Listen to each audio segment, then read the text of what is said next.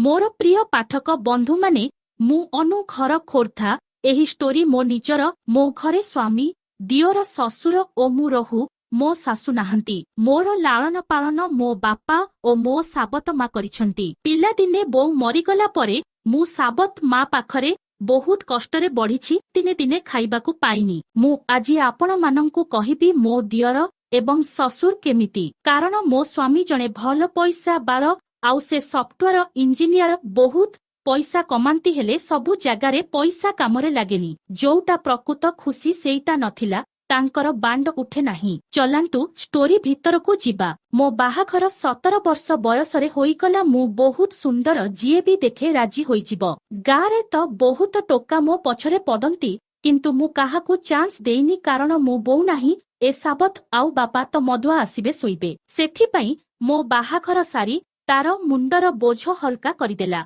मो ससुरंकर गारे 3-4 ट्रैक्टर अछि एवं पूरा 10 एकरर काजू बगीचा अछि मो स्वामींकु ए वास्तव दुनियाटा पर तांको काम भलता से भल से तांको दुनिया रे रुहंती मु ए बाहाघर प्रस्तावरे राजी नथिली किंतु बो रागी की गाली कळा बाबांक सह जगड़ कला से चाहुथिला कि मु हैरान हुए आउ बाबा मते बुझेई देले आमे गरीब लोक किंतु तो पई बड़ घरु प्रस्ताव आसीछि एमिति घर भाग्यरे थिले मिले एवं तो स्वामींकर पैसारे अभाव नाही राणी परी रहिबु मु भी मो साबत मार बेदनारू मुक्त हेबा पई चाहुथिली तेनु बाहाघर प्रस्तावरे राजी हेइगली बाहाघर सरिबा परे मु ससुर घर आसीगली चौथी राती मो जीवनर प्रथम राती थिला मो स्वामींक सह 2 जण गोटिए खटरे बसिथिलु से पिलांकर परी कथा कहुथिले से मो सह एमित 1-2 घंटा पई कथा हेलु मु मने भाबुथिली आजी मु प्रथम थर पई शेषकर स्वाद चाखिबी किंतु